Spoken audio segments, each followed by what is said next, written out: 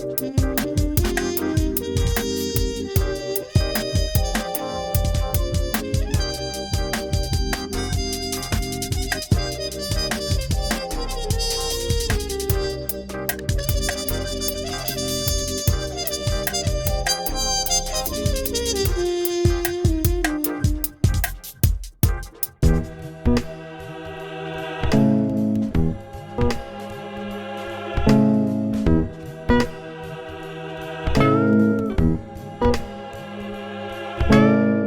voulais réunir dans cette partie classique de mon travail qui regroupe donc tous ces personnages, la Rosa mythologie, que j'ai créé la plupart au tout début des années 80, à la fin des années 70, et je voulais les rendre qui rentrent dans cet autre univers que j'ai souvent séparé.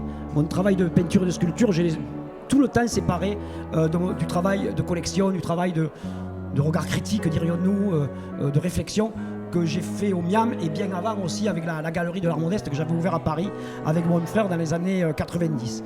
Et donc la seule chose qui pouvait réunir tous ces personnages, c'était réunir leur collection, leur musée, leur cabinet de curiosité.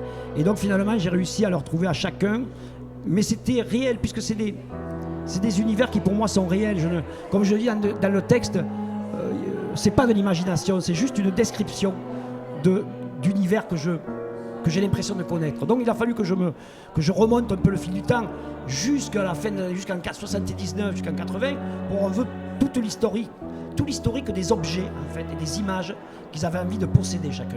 Alors là par exemple c'est une espèce d'ONU super méchante, c'est les internationaux vilains, et leur collection, en fait, ils collectionnent tous les networks du monde, toutes les émissions, les télévisions, et ils vont des premières cassettes Betamax jusqu'au dernier streaming enregistré, etc. Donc, ils font cette collection. Par exemple, là, c'est un grand musée, là, c'est tous ces personnages qui sont issus un peu des cultures populaires et qui finalement sont confrontés à la grande histoire de l'art, à la grande histoire de l'art antique, de l'art pharaonique, etc.